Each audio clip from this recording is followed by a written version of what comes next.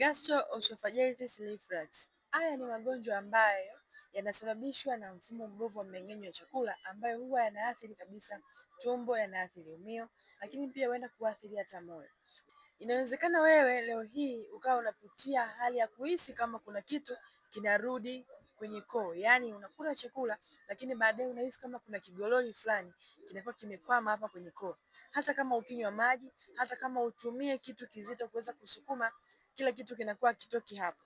Na hali hiyo imekufanya sasa kuwa na msongo wa mawazo, umekuwa ukiwaza muda mwingi na huenda umeshatumia dawa mbalimbali, lakini bado umeshindwa kupata suluhisho la moja kwa moja la changamoto yako.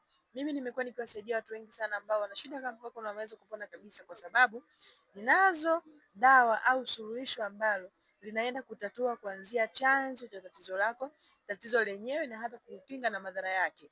Ikiwa ni wewe mmoja kati ya wale watu ambao wanatamani uweze kupona changamoto ulionayo, unaweza kunipigia simu kwa namba zangu ambazo ziko hapo kwenye profile ili nikusaidie kukupa huduma hiyo. Unaweza kushare hii video kwa mtu mmoja ambaye unatamani elimu hii iweze kumsaidia ili aweze kuondokana na changamoto aliyonayo.